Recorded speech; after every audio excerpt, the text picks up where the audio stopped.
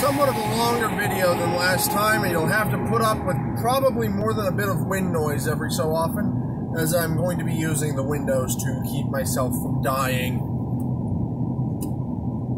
No air conditioning, so it's the lot I'm dealt.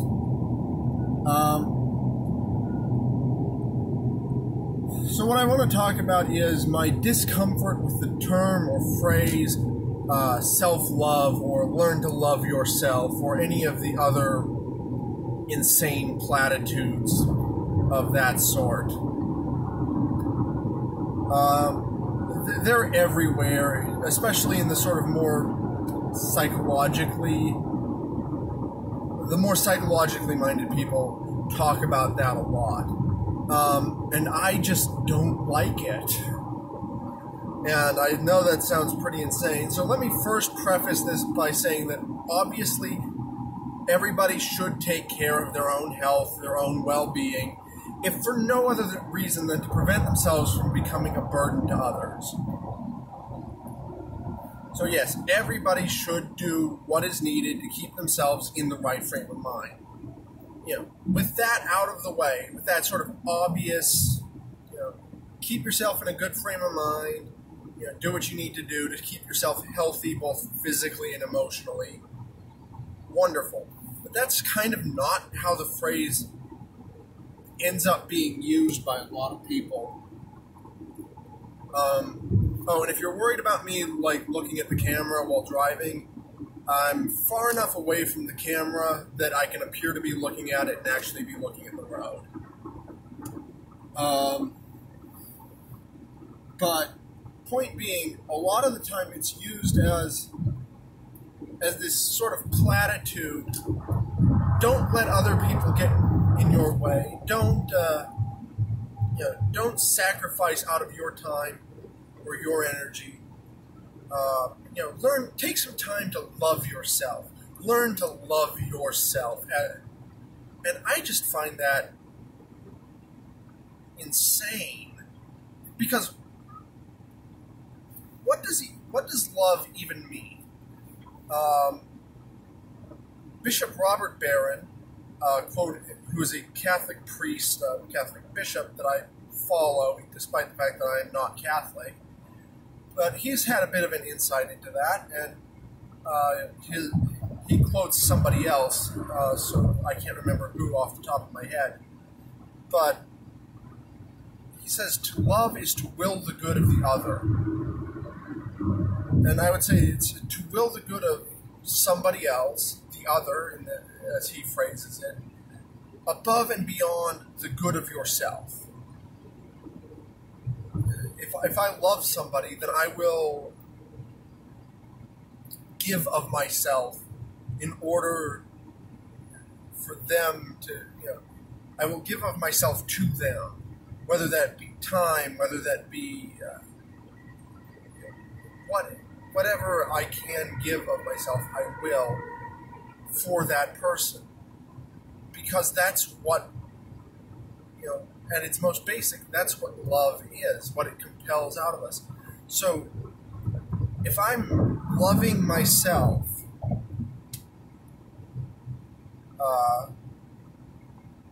then I am setting my own self as the highest good. As above and beyond, I will give of myself to myself and to nobody else.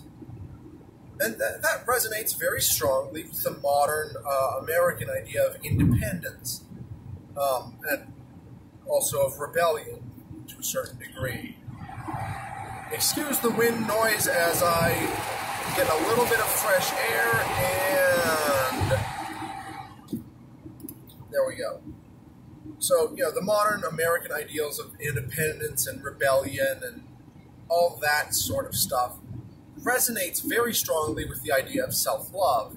If you love yourself, you're going to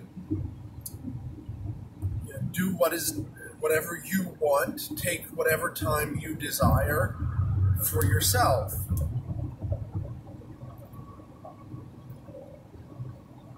And that sort of, what I hate about that is it seals if you subscribe to that, you've sealed yourself off from authentic love, from the ability to love anything beyond yourself. Because you've set yourself up as your own ultimate good. There's nothing beyond you that you can then love more. Not God, not men, not anything.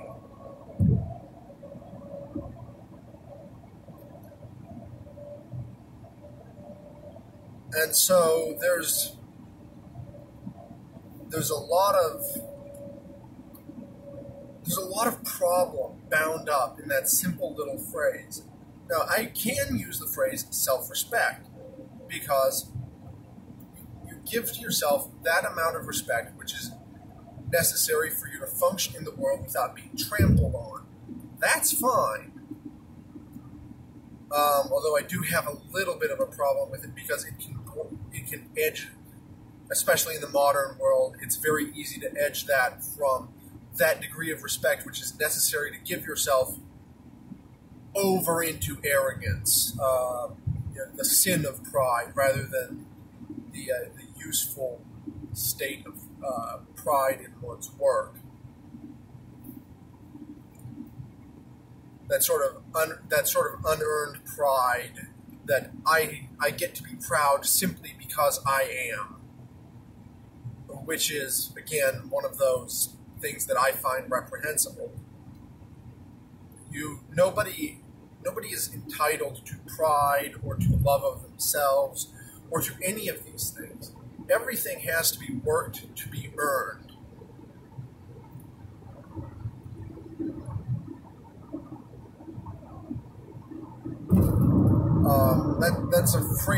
That is a thought that is very antithetical to modern, dare I call it, philosophy.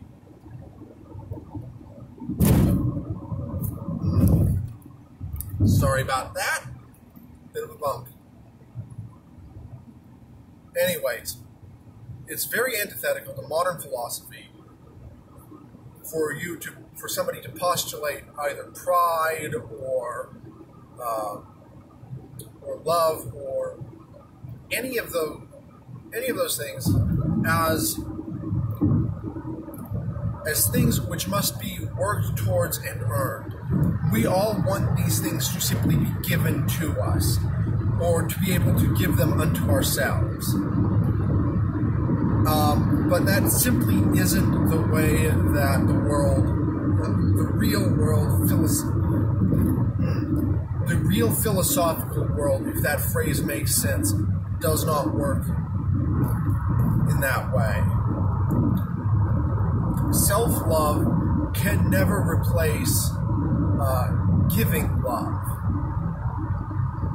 And you see this taken to an extreme in the fortunately rare instances where somebody decides they want to marry themselves. I remember seeing a story about that a few months back, and I could only think how pathetic that was. How utterly devoid of any authenticity something like that had to be.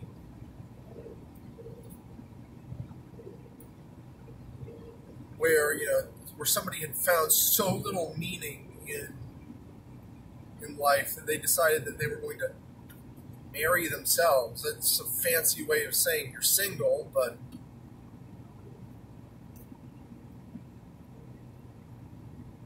it's representative of that sort of nihilistic end state of our culture, where nothing matters, nothing means anything, words don't need to mean what they actually mean, nothing. And so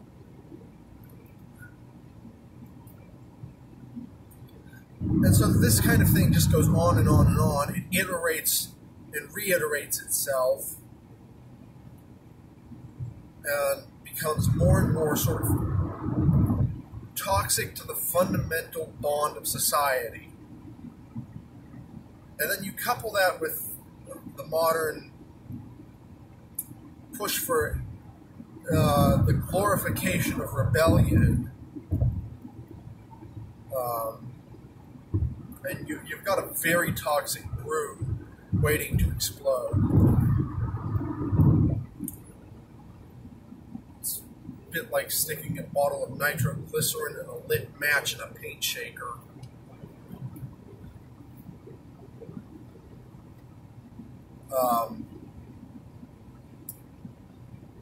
But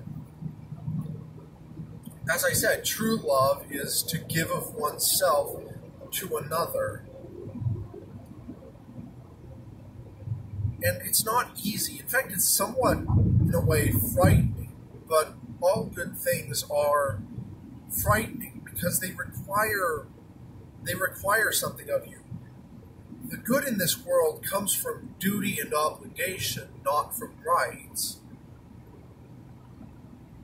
And again, that's something that the modern American mind is going to be very, I would say, almost repulsed by. The idea that rights are not the ultimate good, but rather that duties and obligations are. Duty to family, duty to friends, duty to community, duty to God. Those are what make up the philosophical world that is most able to be actualized on.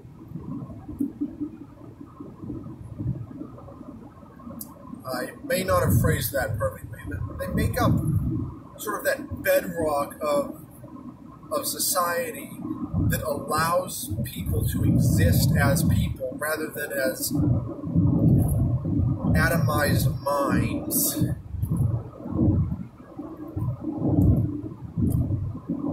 And so self-love and arrogance and pride and a proliferation of rights that are not rights breaks down communities, pulls people apart, deprives us of any meaningful connection with other people,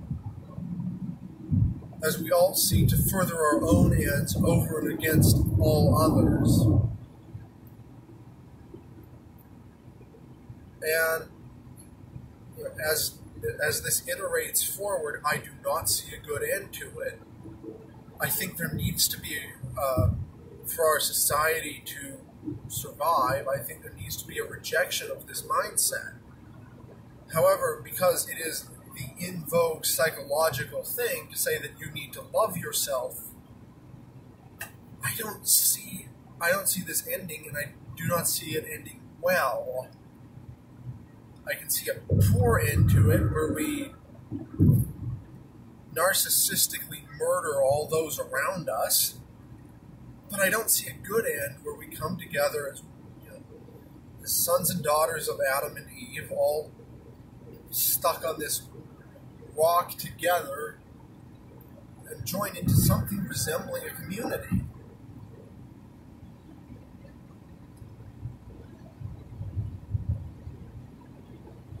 There's very little to be gained from the arrogant self-love of the modern world.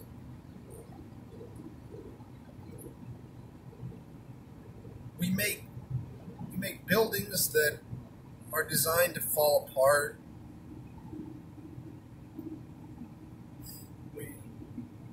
We do nothing of any meaning. And it's very disheartening to look at.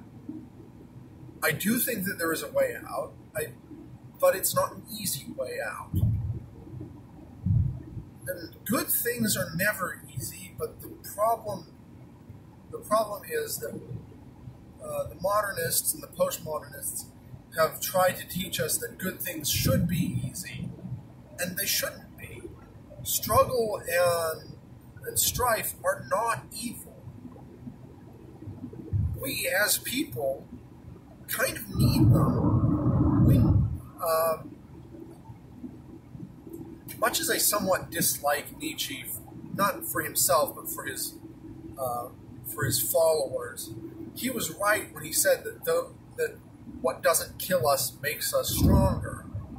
The human, both mind and body, is what's called anti-fragile. That is, the more stress it is put under within certain parameters, as long as it's not killing stress, the better it's able to bounce back and come back stronger and meet those stresses more easily the next time it has to face them. This is true of both our minds and our bodies. And this is something that modernists don't like to acknowledge. We're treated, children in particular, are treated as fragile when they should be treated as anti-fragile. Let a kid get a scraped knee. I got them often enough. Didn't kill me. It taught me not to run in gravel, basically. We need to go through a certain amount of stress and strain and get broken down just a little bit in order for us to be able to come back and actualize ourselves in the world. And, the types of people who go through that come out on the other side seeming very, very hard and harsh to the modern world, but they're the kinds of people who are able to create rather than destroy.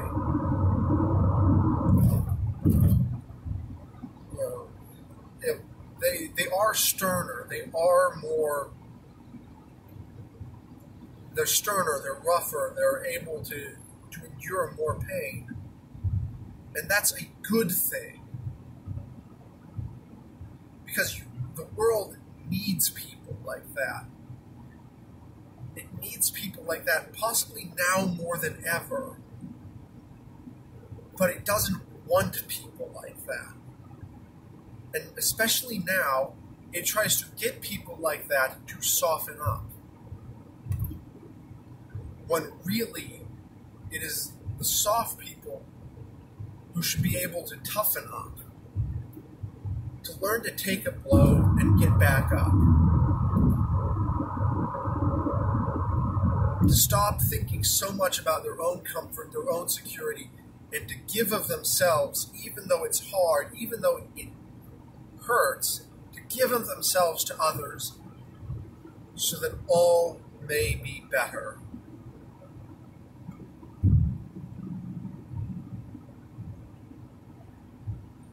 And I just pray to God that we're able to do that before it's too late for us. Thanks for watching. Bye.